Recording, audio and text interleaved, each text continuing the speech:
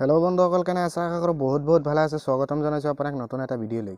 so বন্ধুসকল আজি মই এইটো ভিডিওত আপোনালোকক কম অনলাইন আৰটিআই আপুনি কেনেকৈ এপ্লাই কৰিব আৰু এই অনলাইন আৰটিআই এপ্লাই কৰিবলৈ হলে কোড কি বহাব লাগে এই ভিডিওটোত সম্পূৰ্ণভাৱে আপোনাক কৈ দিম সো বন্ধুসকল অলপ মানুহ ভিডিওটো স্কিপ নকৰি প্ৰথমৰ পৰা শেষলৈ চাই থাকক আশা কৰো আপোনাৰ আৰটিআই কেনেকৈ কৰিব লাগে আৰু কোড কি বহাব লাগে আপুনি বুজি পাব সো বন্ধুসকল আপুনি আপোনাৰ মোবাইল বা ল্যাপটপত ক্ৰোম ব্ৰাউজাৰ খান ওপেন কৰি তাতে RTI অনলাইন বুলি সাৰ্চ কৰি দিব সাক মই সাৰ্চ কৰি আছো RTI অনলাইন টাইপ কৰি আপুনি সাৰ্চ কৰি দিব সাৰ্চ কৰি দিয়াৰ লগে লগে আপোনাৰ সন্মুখত এনেকুৱা এটা ইন্টাৰফেস আহি যাব RTI অনলাইন এটা আপুনি ক্লিক কৰি দিব লাগিব তাৰ পিছত সেই স্পেশাল ওয়েবটো এটা আহি যাব RTI অনলাইনৰ যেটো স্পেশাল ওয়েব আছে এই ওয়েবখন ওপেন হৈ যাব তাৰ পিছত আপোনাৰ যদি আগতে কোনো কাৰণত RTI কৰিছিলে তেনেহলে আপুনি এতে নিশ্চয় দেখিবলৈ পাইছে লগইন যদি আগতেও অনলাইন আপুনি কৰিছিলে এই RTI অনলাইনটো কৰিছিলে তেনেহলে আপুনি এই লগইনত ক্লিক কৰি দিব আৰু যদি আপুনি এইবাৰ প্ৰথমবাৰৰ ভাবে এই RTI অনলাইনটো কৰিব খুজিছে তেনেহলে আপুনি এতে নিশ্চয় দেখিবলৈ পাইছে সাবমিট ৰিকুৱেষ্ট এটা আপুনি ক্লিক কৰি দিব লাগিব সো বন্ধুসকল সাবমিট ৰিকুৱেষ্টত ক্লিক কৰি দিয়াৰ লগে লগে আপোনাৰ সন্মুখত সাক এনেকুৱা এটা ইন্টাৰফেস আহি যাব guideline for use of RTI online portal তাৰ মানে এই RTI পোৰ্টেলটো আপুনি ইউজ কৰিবলৈ হলে এই গাইডলাইন সমূহ জানা খুবই দৰকাৰ আপুনি ভালদৰে এই গাইডলাইন সমূহ জানি লব ভালদৰে পঢ়ি জানি লব তাৰ পিছত আপুনি তলত স্ক্ৰল কৰিব তলত স্ক্ৰল কৰিলে নিশ্চয় দেখিবলৈ পাব এতে সাক দিয়া আছে I have read and understood the above guideline এটো টিক কৰি আপুনি সাবমিটত ক্লিক কৰি দিব লাগিব সো বন্ধুসকল সাবমিটত ক্লিক কৰি দিয়াৰ লগে লগে RTI অনলাইন এপ্লাই কৰাৰ যি এপ্লিকেশনখন ফিল আপ কৰিব লাগে সেই এপ্লিকেশনখন এটা আহি যাব আৰু এইখন ভালদৰে চাই ফিল আপ কৰি সাবমিট কৰিলে আপোনাৰ RTI ৰিকুৱেষ্টটো মানে একচেপ্ট কৰা হ'ব সো বন্ধুসকল এই ফৰ্মখন ফিল আপ কৰিবলৈ হলে প্ৰথমে দিছে ডিপাৰ্টমেন্ট আপোনাৰ ডিপাৰ্টমেন্ট কোনটো আপুনি এতে সিলেক্টত ক্লিক কৰি আপোনাৰ যেটো ডিপাৰ্টমেন্ট হয় আপুনি এতে সিলেক্ট কৰি লব আৰু এই ডিপাৰ্টমেন্ট সিলেক্ট কৰাৰ পিছত এতে দিয়া আছে সিলেক্ট পাবলিক অথৰিটি আপোনাৰ পাবলিক অথৰিটি কোনটো আপুনি এটো সিলেক্ট কৰি লব এটা নিশ্চয় দেখিবলৈ পাইছে সিলেক্ট এতে ক্লিক কৰিলে আপোনাৰ যেটো পাবলিক অথৰিটি এতে বহুত কিটা অপচন দিয়া আছে আপোনাৰ যেটো পাবলিক অথৰিটি হয় হেতু আপুনি সিলেক্ট কৰি লব সিলেক্ট কৰি ওকেত ক্লিক কৰি দিব তাৰ পিছত এতে দিয়া আছে personal details of RTI applicant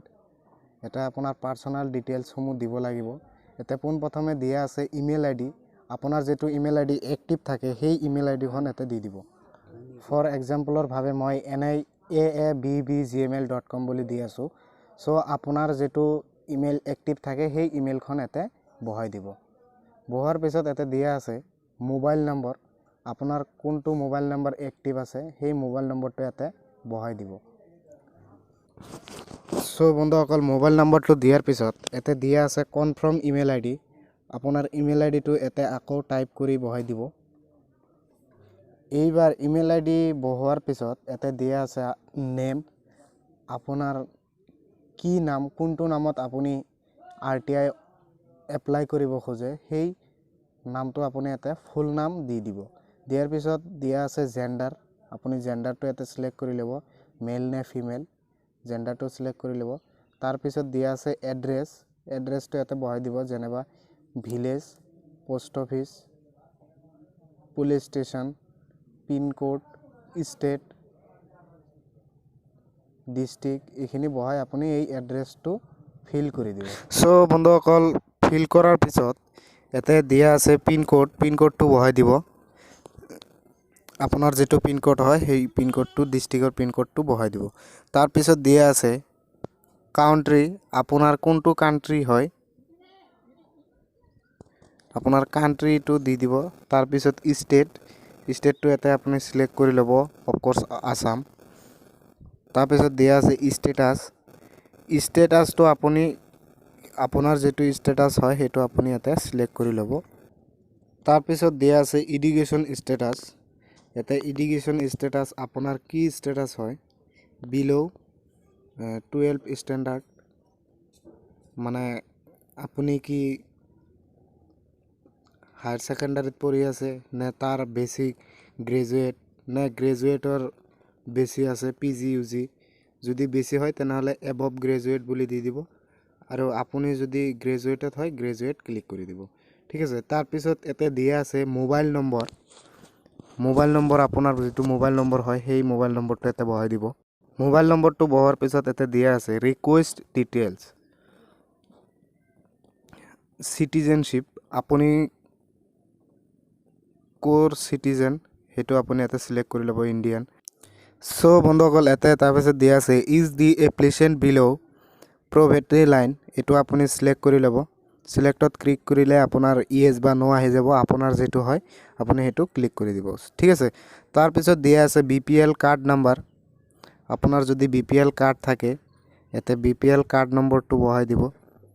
so বন্ধুসকল এতে যদি আপুনি নো বহাই দিয়ে তেনেহলে এতে সাক দিয়া আছে you are required to pay the RTI fee of 10 rupees আপোনাৰ এই RTI অনলাইন কৰিবলৈ হলে 10 টকা এটা ফিজ দিব লাগিব আৰু যদি আপুনি এতে ইয়েস কৰি দিয়ে তেনেহলে এতে বিপিএল আপোনাৰ যদি বিপিএল কাৰ্ড থাকে সেই কাৰ্ড নম্বৰটো এতে বহাই দিব আপোনাৰ সেই ফিজটো দিব নালাগে সো বন্ধুসকল এতে আপুনি ৰিজনটো লিখি দিব আপোনাৰ কিহৰ কাৰণে এই RTI অনলাইন কৰিবলগীয়া হৈছে আৰু কিহৰ প্ৰয়োজন হৈছে এই RTI ৰ ঠিক আছে এতে আপুনি ৰিজনটো লিখি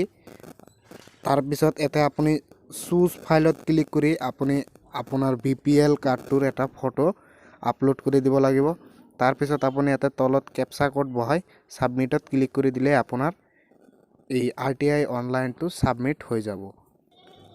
সো বন্ধুসকল আশা কৰো ভিডিওটো ভাল লাগিছে যদি ভাল লাগে এটা লাইক কৰি দিব আৰু যদি চেনেলত নতুন আহিছে